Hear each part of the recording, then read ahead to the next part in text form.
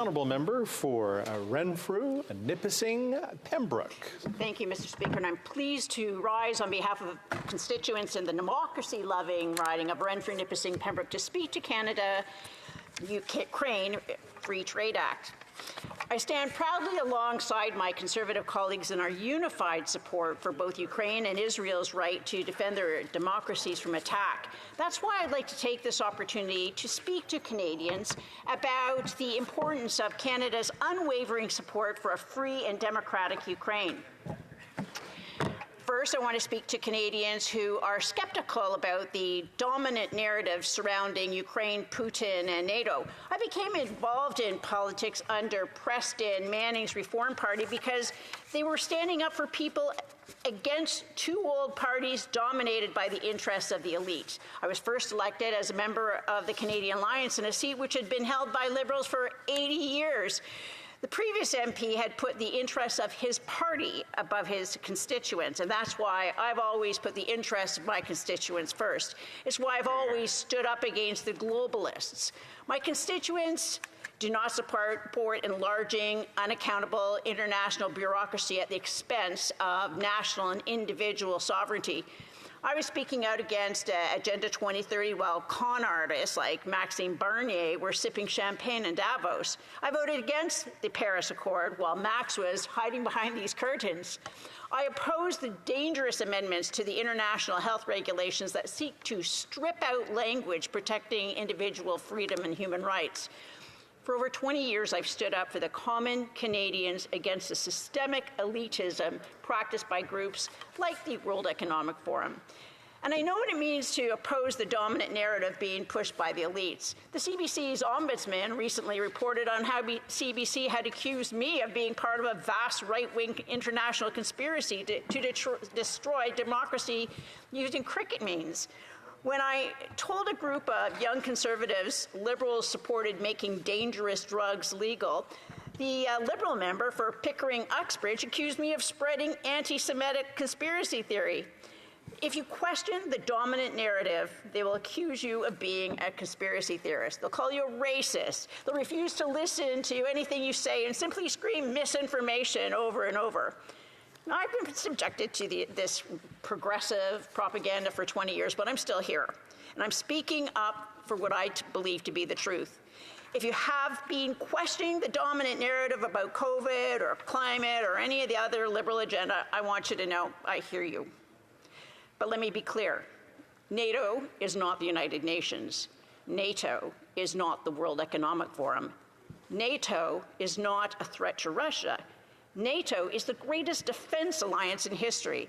And as the longest-serving member of the Canada-NATO Parliamentary Association and former chair, I've seen firsthand how Putin treats his neighbors. I've heard directly from elected officials in Ukraine, Georgia, and Moldova. I've heard their hopes and their dreams for their countries, dreams which can only be fulfilled through peace and security. Yet their security is under threat, constant threat from Vladimir Putin and the oligarchs who control Russia. They're under constant threats for the same reason Taiwan is under threat from the communists who control China. For the same reason Israel is under threat from the Ayatollahs who control Iran and the Hamas terrorists who occupy Gaza. Every free and democratic country is a shining beacon of hope, exposing the corruption and the cruelty that is autocracy. Democracy is an existential threat to tyranny. Individual liberty is an existential threat to authoritarian socialism. It doesn't matter if it is the national ethnic socialism of Vladimir Putin and Xi Jinping or the religious socialism of Hamas and Hezbollah. As long as free and democratic countries exist, we undermine the power of tyrants. Canadians, Ukrainians, Taiwanese, and Israelis, along with most people in most of the world, just want to live a simple life. The same is true for the common people of Russia, China, Iran, and Gaza.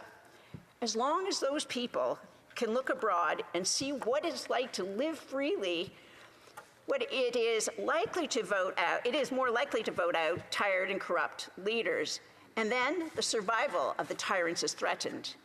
That's why they censor foreign news, culture, and entertainment. That's why they lash out and attack their neighbors.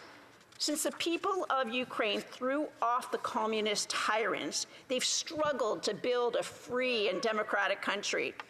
Since the collapse of the Soviet Empire, former KGB goon Vladimir Putin has meddled, interfered, and invaded Ukraine, Moldova, Georgia, and Azerbaijan. Is it any wonder they seek to join NATO? The people of Russia have nothing to fear from an expanded NATO. NATO is a defense alliance. The reason NATO exists is not to provoke war or threaten the people of Russia. NATO is not an aggressor. It exists to deter aggression. Unfortunately, since Pierre Trudeau began to demilitarize Canada, the Liberal Party has forgotten the logic of deterrence. The reason we should be spending at least 2% of GDP on defense is so that we don't have to spend 20% on defense. Right now, 20% of Ukraine's entire gross national product is being spent to defend its freedom and free and democratic country. Either we spend enough to deter the tyrants from attacking, or else we'll spend 10 times as much fending off attacks. While Canada must support and defend all our free and democratic allies, when it comes to Ukraine, Canada has a special interest.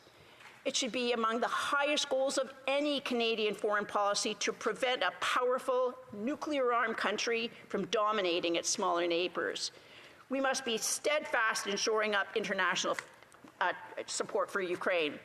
Canada's sense of security is buttressed by 3 oceans and a reliable ally to the south. But just across those oceans are powerful states, hungry for the resources we have in abundance.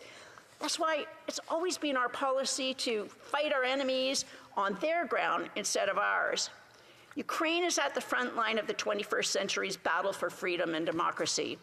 It's our highest national interest to prevent the powerful from dominating the weak.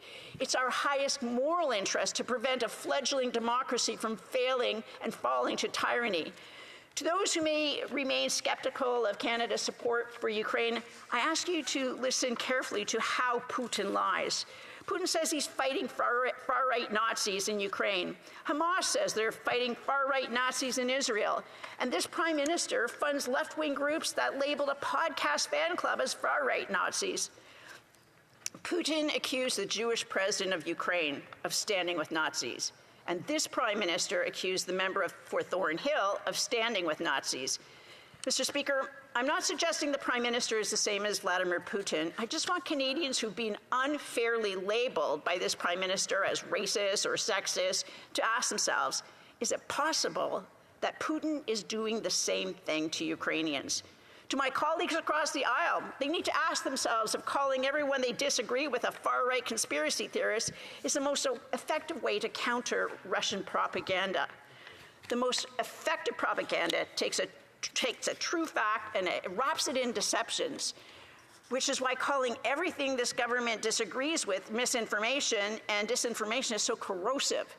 Free and democratic countries don't resort to censorship. We should never seek to silence dissent or freeze the bank accounts of people we disagree with.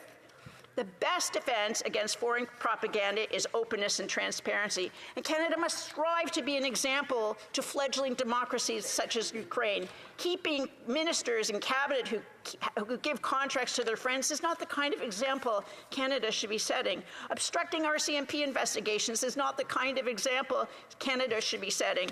Regulating foreign cultural content on the internet is not the kind of example Canada should be setting.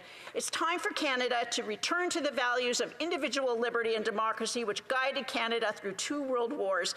It's time for Canada to be an example to our NATO allies and to those aspiring to join. It's time we exceeded our commitments and increased defense spending. It's time to equip Ukraine with the best resources we can build or buy.